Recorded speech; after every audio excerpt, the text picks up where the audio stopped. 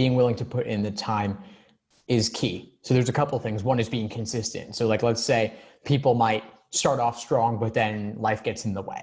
And over the course of 3 to 4 months, a lot of things can happen, of course. But if you can be consistent throughout that, and obviously you might get sick a week or something comes up for a week. 1 week off is not a big deal.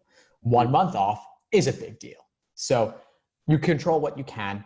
There's an element of chance there, but if you're diligent about it and you can keep those other things at bay between now and test day, you can maximize your chances of success. And then on the flip side, you don't want to go too far, meaning that you don't want to do 8-10 hours a day. You don't want to do practice exams every single day. You don't want to burn out. You also want to make sure that you are reviewing in depth using the method I've shown you, which I call the Socratic review method, to really ask yourself those questions to drill down to the essential why. What made the wrong answer seem appealing, but what ultimately makes it wrong? And what was discouraging about the right answer that pushes you away from it, and what ultimately makes it correct? So those student review examples are noting traps of encouragement towards the wrong answer and traps of discouragement away from the right answer. And if engaging in this process means that you're doing fewer exams and fewer questions, so be it. I'd rather that you do only 1 or 2 exams a week and review those in depth than do 3 or 4 exams a week and barely review it all.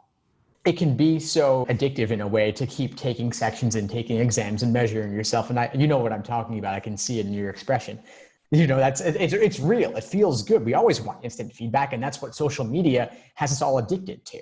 If you post something, how many likes does it get? If you do a section, how many did you get right? How many did you get wrong? You want to know immediately. If you had to wait a week, it would kill you, which is part of why waiting 2 to 3 weeks for your LSAT score is so difficult. You can review it that day or score yourself that day. That's fine. But you've got to slow the process down and review and learn from what you're doing. The value in doing these sections and exams is not simply to measure yourself, because that's not the test that counts. It's really to learn from your mistakes, to identify problems that give you trouble.